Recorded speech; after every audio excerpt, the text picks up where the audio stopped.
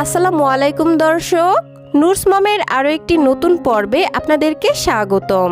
দর্শক, বাড়ন্ত বয়সী একটি শিশুর শারীরিক এবং মানসিক সঠিক বিকাশ বৃদ্ধির জন্য তাদের প্রতিদিনের খাদ্য তালিকায় বাবা মায়েদের রাখতে হবে বিশেষ নজর, দিতে হবে প্রচুর পরিমাণে পুষ্টি সমৃদ্ধ এবং ভিটামিন মিনারেলসে ভরপুর খাবার। কিন্তু অনেক মায়েরাই বুঝতে পারে না বাচ্চাকে কিভাবে অল্প খাবারে বেশি পুষ্টি দেওয়া যায়।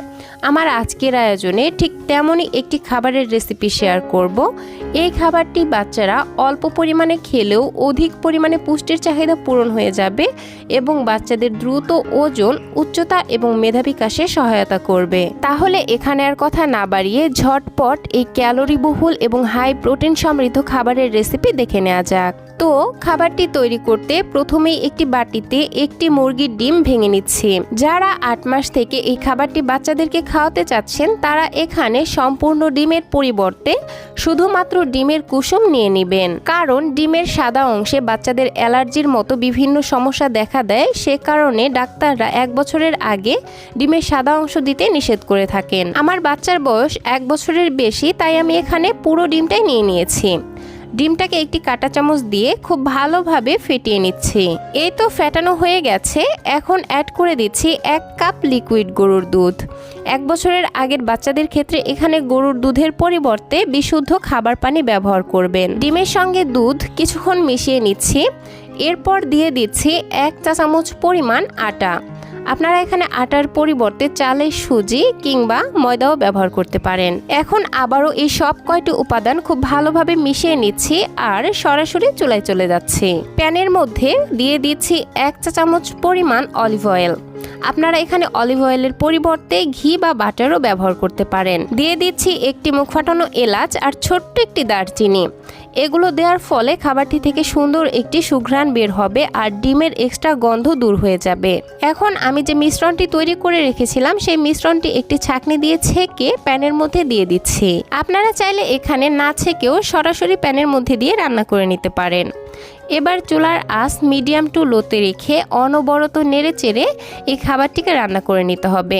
এ পর্যায়ে এটাকে নেড়ে দেওয়া বন্ধ করা যাবে না, কারণ আপনি যদি এই পর্যায়ে এটাকে না নেড়ে দেন তাহলে দেখা যাবে যে ডিম এবং আটাটা দলা বেঁধে যাবে আর বাচ্চাদের খেতে অসুবিধা হবে। মোটামুটি 3 থেকে 4 মিনিটের মধ্যেই খাবারটি এইরকম ঘনত্বে চলে আসবে। আমি আরও 2 মিনিট রান্না করে নিচ্ছি আর খাবারটিকে আমি আমার বেবির পছন্দ অনুযায়ী ঘন করে নিচ্ছি।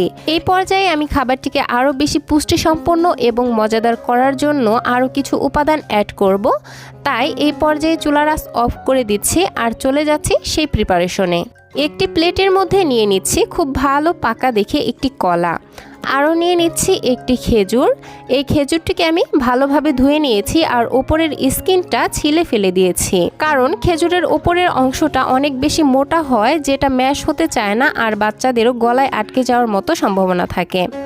এবার একটি কাঁটা চামচ দিয়ে এই কলা এবং খেজুরটিকে খুব ভালোভাবে ম্যাশ করে নিতে হবে। আপনারা চাইলে এখানে ম্যাশ করার পরিবর্তে ব্লেন্ডারে ব্লেন্ড করেও নিতে পারেন। এই তো আমি খুব ভালোভাবে ম্যাশ করে নিয়েছি। এখন আবারও চুলায় চলে যাচ্ছি। খাবারটিতে যে এলাচ এবং দারচিনি ব্যবহার করেছিলাম সেগুলো তুলে ফেলে দিচ্ছি, কারণ এতক্ষণে রান্নার ফলে এটা থেকে খুব সুন্দর একটি ঘ্রাণ বের হয়ে গেছে। এখন ম্যাশ করে রাখা কলা এবং খেজুরের পিউরি দিয়ে দিচ্ছি আর খুব ভালোভাবে খাবারটির সঙ্গে মিশিয়ে নিচ্ছি। আপনারা এখানে কলার পরিবর্তে আপনাদের সুবিধা মতো যে কোনো মিষ্টি জাতীয় ফল অ্যাড করতে পারেন। এই তো খুব ভালোভাবে মিশিয়ে নিয়েছি আর এটা বাচ্চাকে খাওয়ানোর জন্য একদমই রেডি। এখন সার্ভ করে নিচ্ছি। তৈরি হয়ে গেল বাচ্চার জন্য হাই প্রোটিন সমৃদ্ধ এবং ক্যালোরি বহুল একটি সকালের নাস্তা। এই একটি মাত্র খাবার থেকে বাচ্চারা প্রোটিন, ফ্যাট, কার্বোহাইড্রেট, এনার্জি এবং বিভিন্ন ধরনের ভিটামিন মিনারেলস একসঙ্গে পেয়ে যাবে। এর ফলে খাবারটি বাচ্চারা অল্প পরিমাণে খেলেও অধিক পরিমাণে পুষ্টির চাহিদা পূরণ হয়ে যাবে এবং তাদের দ্রুত ওজন, উচ্চতা এবং মেধা বিকাশে সহায়তা করবে। এছাড়াও বাচ্চাদের রোগ প্রতিরোধ ক্ষমতা বাড়াবে এবং বাচ্চাদের কোষ্ঠকাঠিন্যর মতো সমস্যা দূর করবে। তো দর্শক, এই ছিল আমার আজকের আয়োজন।